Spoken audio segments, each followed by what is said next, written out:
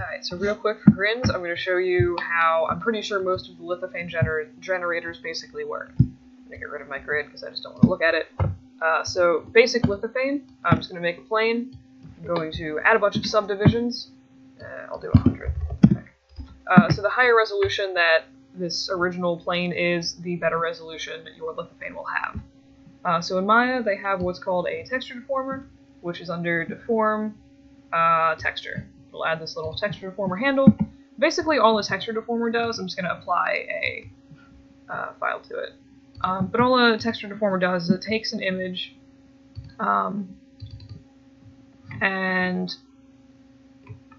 in this case, I'll grab this creepy image of my face, and it will put it into your mesh. It basically converts it to grayscale, and then for every one of these vertices, it's like, what's the grayscale image? How much am I moving this based on the black and white value of the image?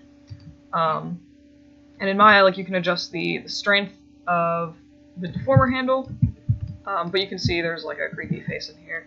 And then in Maya, or like other things, there's usually a place, in this case it's under the image, or like the file node, effects invert, and that'll change the direction that your mesh is being extruded, basically.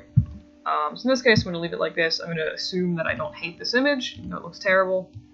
I'm going to, for grins, I'm going to see if it lets me, yeah, there we go. So I made the resolution a bit better, and you can see that it has more resolution now, but that will break my computer. So I'm going to leave this back at 100. I'm going to Alt-Shift-D to delete history. You can see the texture deformer handle is gone, but my plane is here and nicely deformed. So I'm going to extrude this, just the whole file, and then I'll just take the faces at the bottom and scale them down so it's flat. So now you can see I basically have a lithophane hanging out here. This is effectively how lithophanes are made. I actually made this one backwards, and my normals are weird, so I'm going to go to Mesh Display, Reverse my normals, and you can see that I now effectively have made a lithophane.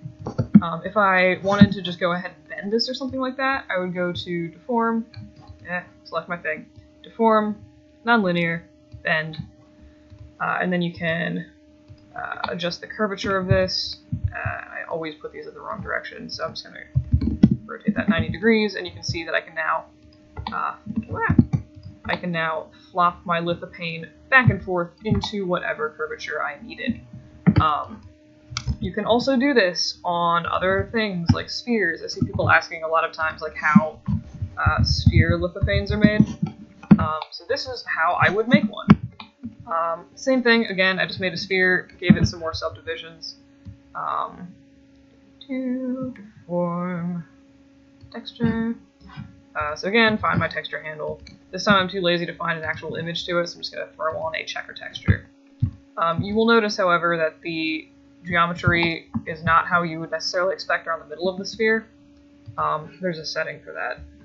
So under if you click on the texture deformer, the direction of pretty much the direction it's moving the vertices right now is set to handle. What you actually want is the normal. Honestly, I don't feel like explaining how that works right now, but if you look up what are normals 3D modeling, you should find some information on that. But you can see that setting it to normal fixes it. It basically points it away from the object instead of just up and down along the y-axis. Yeah, so that's how I would pretty much make a circle or like a spherical texture deformer, or lithophane if I wanted to. Good lord. And then pretty much all of these lithophanes basically work on, if you're making them in Maya, it's going to work on UV space, which again, there are other tutorials out there explaining that, but you can manipulate that in pretty much whatever way you need. You can make like a custom image file to fit around your sphere, etc. So that is like low-tech way to make lithophanes if you don't have access for some reason to a generator, or you just want to make something that one of the online generators can't make. So yes.